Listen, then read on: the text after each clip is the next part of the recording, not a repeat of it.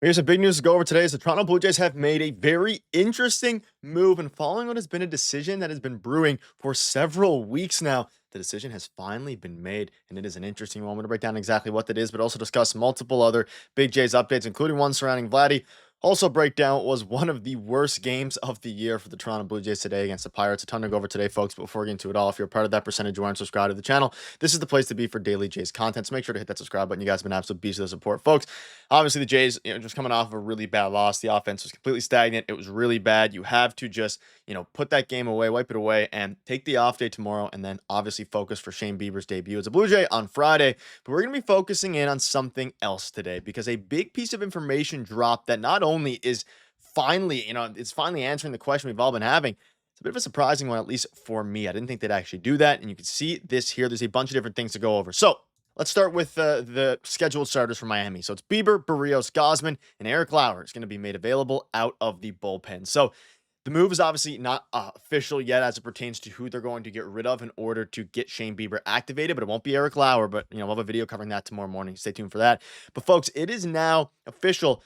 For at least the upcoming series, they are moving Alek Manoah to the bullpen, meaning he is going to be, they're not going to run a six-man rotation. They're going to take Alek Manoah out of the starting rotation for this weekend. Now, this stirred a lot of questions. I didn't think they were actually going to do this. He's been their best starter this season, at least one of their best starters. I think overall on the whole season, their best starter since the All-Star break, maybe right behind Kevin Gausman and Max Scherzer. But regardless of that, right, those three have been dominant. Berríos and Bassett have been struggling as of late. Bassett pitched very well today, but man, oh man, they took Alek Manoah. I mean, they're skipping his start this go around, and he went out and said and wanted to make it clear that this isn't a permanent move to the bullpen for Lowour. It's going to be a fluid situation, and for that series, he'll be available out of the pen. It definitely doesn't take him out of the starting contention going forward. So, very interesting. Now, at the end of the day, it makes some sense. I covered in the channel. I thought a six-man rotation was what they were going to do, but I don't think they want to mess with the mojo of Gausman and Bassett, and maybe not even Shane Bieber to a degree, because those guys, they're veteran pitchers. They're used to pitching on 5 days rest, and specifically for Max Scherzer, who's probably going to end up being one of their playoff starters.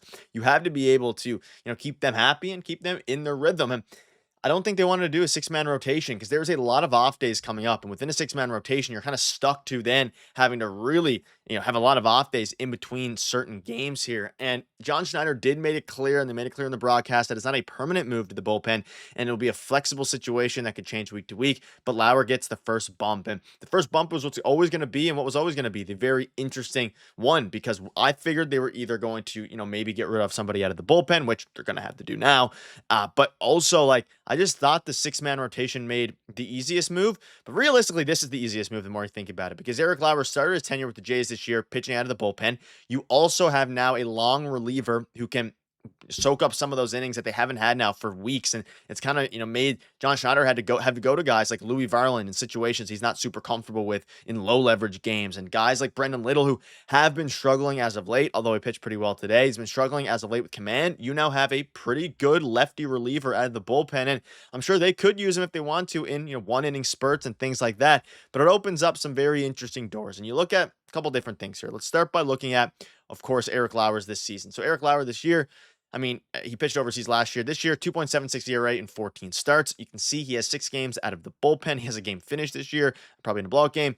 88 innings. He's been fantastic, and he has a bit of a track record of being good back to his Brewers days. But at the end of the day, this is the easiest move for them to make. And they also said in the broadcast that Alek Manoah has been in constant communication throughout the past few weeks with the pitching staff and things like that, really ever since the trade deadline, surrounding his future as a starter. And I think they're going to end up probably putting him back in the rotation eventually. But for now, you have your 5-man rotation. You have Shane Bieber returning, and Alek Manoah can help mitigate some of the usage of the bullpen, but B, and most importantly, hopefully, be just a good long relief guy and a good, reliever out of the bullpen for now, at least in this Marlins series. And things can change. Things can obviously be fluid here, but Bieber, Berríos, Gausman is your Friday, Saturday, Sunday. It's a pretty darn good looking, rotation. You just lost a series to the Pirates. You cannot go ahead and lose now to the Marlins. I'm looking for a sweep here. If they don't sweep, it's going to be pretty rough. But again, they constantly talked about how there's no this isn't a permanent solution. So now you can look at the bullpen. Has Hoffman, Dominguez, Varland, Uriel, Fisher, Little, Flaherty, Tommy Nance, Alek Manoah. One of those guys are going to be out of the bullpen. I'll have a video covering that in the morning. It's probably going to be Mason Flaherty or Tommy Nance. And then, of course, Shane Bieber is going to be added. tomorrow, or it could be Friday, actually added to the, active 40-man roster and things like that, and the actual team rather, I mean. So it's gonna be interesting. But let me know down below what your thoughts are on that. It's the move they made, and a pretty big one at that, because it has big implications going forward just surrounding the rest of the team. Now, speaking of implications, let's dive into the game a little bit today before we get into a couple injury updates. Offense was terrible. They mustered 3 hits. One of them was a George Springer home run to start the game in the first inning, and lead off home run. And then Bichette got 2 hits. No one else even put the bat, on the ball. Well, they obviously put the bat in the ball, but they didn't get a hit, right? They didn't strike out. They struck out 8 times, which is, a fair amount for the Jays. But at the end of the day, I'm just going to wash this game away. It was a really bad one. And, the Pirates played a great series. Their bullpen arms held the Jays. A little bit concerning. Like, Berger's been struggling as of late. No Vladdy the past 2 games. Like, you want Vladdy to be back. Nathan Lucas has been really bad as of late. It's going to be a little bit intriguing to see how they actually go about, this offense, hopefully getting back to where they were, because there are some fans out there who are worried. And obviously, I don't think there's a reason to be concerned in the sense of, like, on the grand scheme of things. You come out against the Marlins, you completely just dominate. Like, this team has a bunch of animals on the team, right? You have Dalton Varsho, you have Alejandro Kirk, they're all beasts. But at the end of the day, you're going to have to come out after that, series now against the Pirates.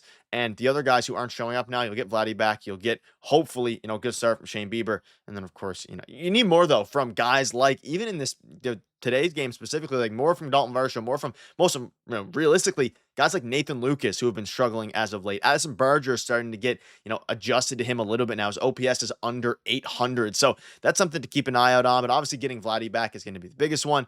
But you can see here, sounds unlikely that Vladimir Guerrero Jr. is available off the bench for the Jays on Wednesday. Club can leverage his Thursday's off day to get him 72 hours of rest and recovery. So Vladimir Guerrero Jr., at the end of the day, is going to hopefully be available on Friday. That's the full goal. And obviously, being unavailable today was unfortunate. However, the most important thing was, and I guess the blessing here in disguise, is that they have an off day tomorrow, so they can have him have full 3 days of rest, rather 72 hours, and from there focus in for tomorrow's or Friday's game against the Marlins. But it's going to be interesting. Just a brutal game today, and you have some fans out there a little bit upset with the Alek Lowour move, and you can see talking about how they should put José Berríos on the IL, or that they should put him back into, the bullpen, a lot of different things. That's the biggest thing here. Like, Berríos has been bad lately. Alek Lowour has been great, but at the end of the day, there is a little bit of politics, and I think most importantly, Brennan Little's struggling a little bit. You had another valuable lefty to the bullpen. But let me know down below what your thoughts are on that. And the sky's not falling. There's still 99% chance to make the playoffs. You have to, of course, keep up with